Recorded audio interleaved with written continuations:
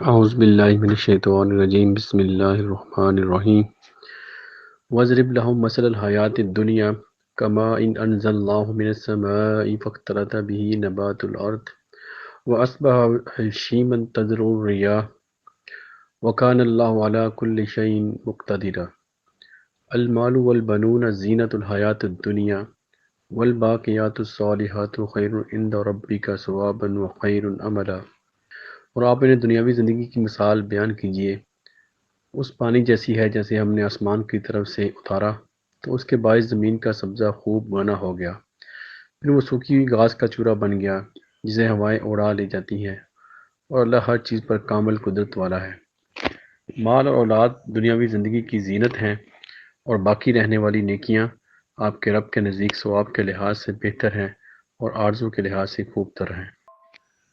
آج ہم نے سورۃ الکہف کی آیت نمبر 45 اور 46 تلاوت کی، اس کا ترجمہ آپ نے سنا۔ اس میں اللہ تعالیٰ نے ایک مثال کے ذریعے دنیا کی حقیقت کو بیان کیا ہے، اور یہ بہت عظیم و شان دو آیتیں ہیں جس میں کہ ہمیں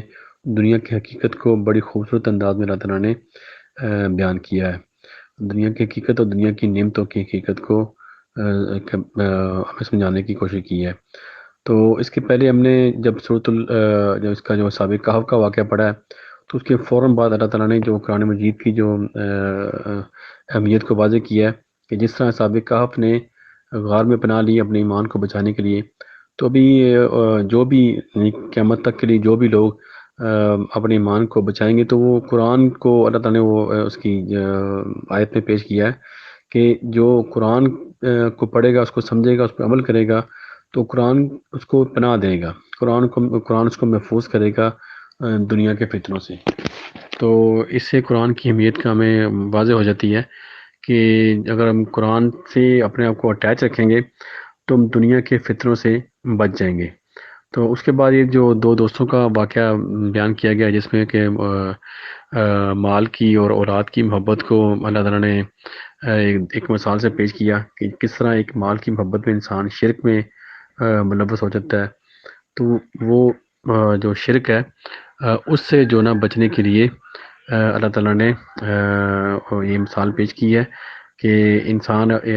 جو مال کی محبت میں کس طرح جو ہے مال کی محبت میں کہہ لیں کہ آپ شرک تک پہنچ جاتا ہے۔ تو اس کو اللہ تعالیٰ نے ایک ایگزامپل سے سمجھایا، اور اس کے فوراً بعد پہ یہ دو آیتیں آ رہی ہیں جو کہ دنیا کی حقیقت کو بیان کر رہی ہیں۔ تو اس میں اللہ تعالیٰ نے نبی پاک کے ذریعے فرمایا کہ آپ ان کو ایک مثال پیش کریں کہ دنیا کی زندگی کی مثال ایسے ہے جیسے اوپر سے ہم پانی نازل کریں جو کہ بارش کی صورت میں آتا ہے، جب وہ زمین کے اوپر گرتا ہے تو اسے اس کی نباتات نکلتی ہے، اور نباتات نکلتی ہے تو اس کے بعد پھر وہ جب وہ تیار ہو جاتی ہے تو اس کے بعد ایک وقت آتا ہے کہ یہی جو فصل ہوتی ہے وہ جب پک جاتی ہے اس کے بعد پھر وہ ایک وقت آتا ہے کہ چورا چورا ہو جاتی ہے، جیسے ہم کیسے کہہ لیں کہ بالکل جب زرد ہو جاتی ہے، زرد ہونے کے بعد پھر چورا چورا ہو جاتی ہے اور ہوا کے ذریعے سے وہ اڑ جاتی ہے، یعنی کہ واپس پھر مٹی میں مل جاتی ہے۔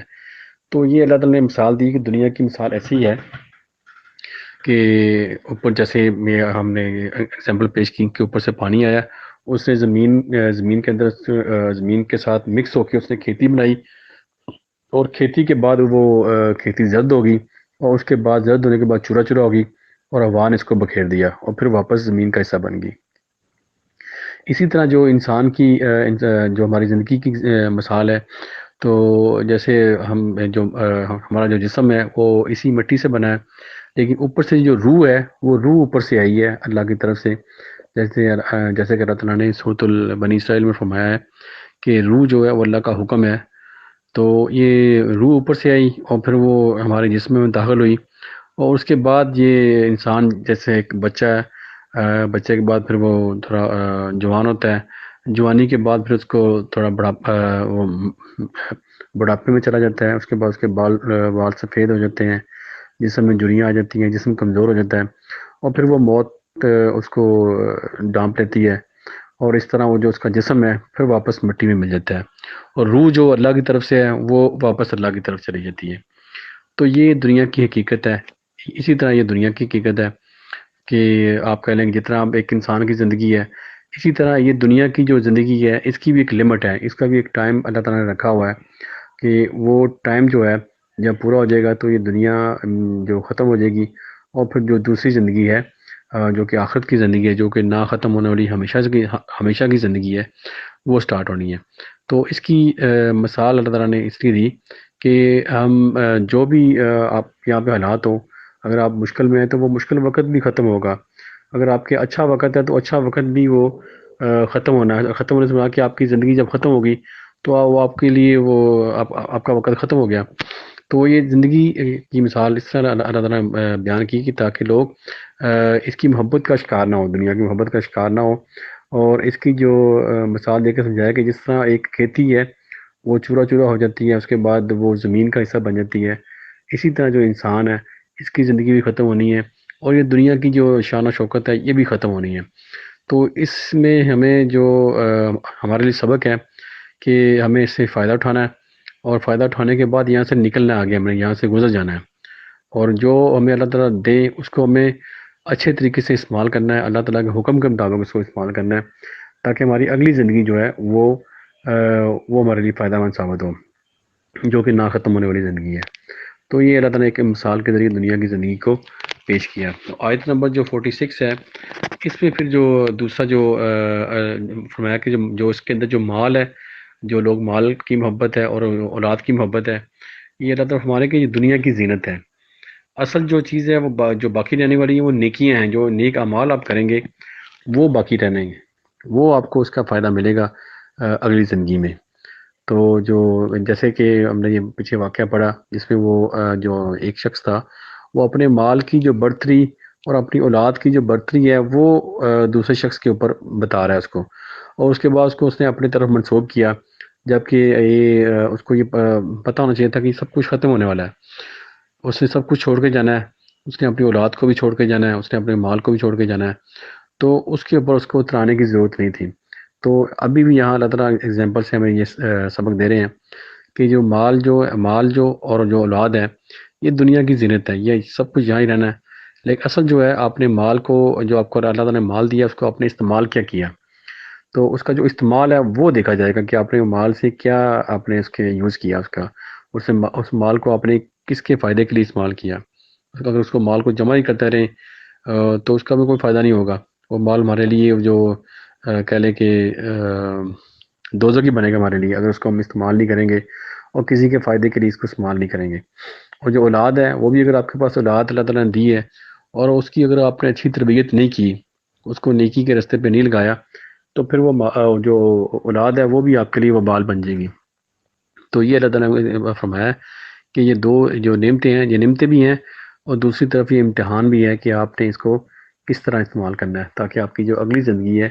وہ بہتر ہو۔ اور جو اللہ تعالیٰ فرما رہے ہیں کہ جو باقی رہنے والی ہیں وہ نیکیاں ہیں، جو آپ کے رب کے نزدیک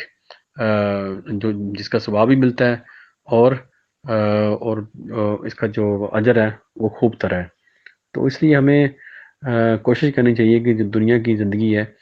اس میں دل اتنا نہ لگائیں کہ آپ کو اس کی محبت میں آپ کہہ لیں کہ بالکل دوسری طرف نکل جائیں اور نیکی کو بھول ہی جائیں اور شرک کی طرف نکل جائیں۔ تو اس سے ہمیں بچنا چاہیے۔ دنیا کی جو نعمتیں ہیں اس کو آپ حاصل کریں،